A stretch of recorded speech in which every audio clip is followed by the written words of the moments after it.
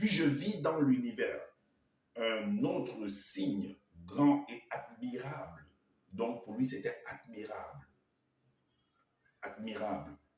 Donc même si c'est des atrocités, ben pour lui, c'est admirable en fait. Alors, grand et admirable, 7 anges qui tenaient 7 fléaux. Alors, quand vous partez taper la définition d'un fléau, c'est quelque chose qui apporte la destruction, en fait, parce que les fléaux, en fait, quand un fléau sévit dans un endroit, il y a de la tristesse, il y a des pleurs. Alors, la question qu'il faut se poser, c'est que les anges, là, en fait, ils sortaient d'où avec ces fléaux-là? Parce que selon Lucien de Sacer, les anges, en fait, vivent dans le royaume de Dieu. Est-ce que vous comprenez? Dans le royaume de son Loba, par exemple.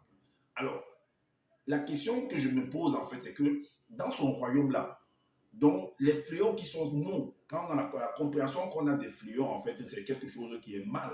C'est quelque chose et le mal, en fait, c'est, dans les Bibles, on dit que c'est le péché, c'est pas bien, en fait. Et généralement, on attribue Satan, en fait, on l'attribue, en fait, l'étiquette, en fait, de causer du tort aux gens. Est-ce que vous voyez? Donc, même les anges de Dieu, en fait, causent du tort aux gens. Ça veut dire que les fléaux là sont dans un tiroir dans le monde, le royaume de Dieu là-bas, dans le paradis là-bas de Dieu. Donc les fléaux là sont stockés là-bas dans une maison, dans une chambre, dans un tiroir, dans des tiroirs en fait. Où quand on veut aller frapper en fait les hommes sur la terre, on soutient en fait ces fléaux là et on descend bien les frapper. Pourtant, toujours dans les mêmes Bibles, enfin, ou bien dans les explications, les enseignements, enfin, de ceux qui se donnent des titres de pasteur, révérend, bishop, tout ça, des prêtres, et ainsi de suite, ils disent que le mal, en fait, n'approche pas de Dieu. Donc, le péché, en fait, n'est pas dans le royaume de Dieu. Mais le fléau, là, ça sort d'où?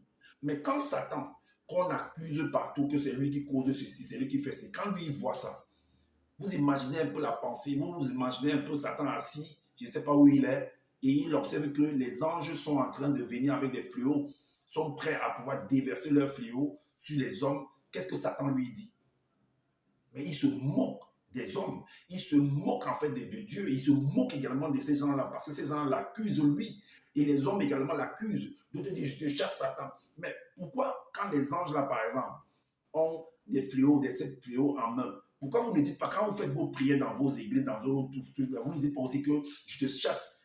Vous ne citez pas ces anges-là qui ont ces fléaux-là aussi, en disant que vous les chassez, vous les liez également. Alors, quand c'est les anges qui ont les 7 fléaux pour venir déverser sur la terre, vous applaudissez. Là, c'est normal, il n'y a pas de problème là. Est-ce que vous comprenez? Pourtant, vous dites que le royaume des cieux, c'est la paix, il n'y a pas de péché là-bas.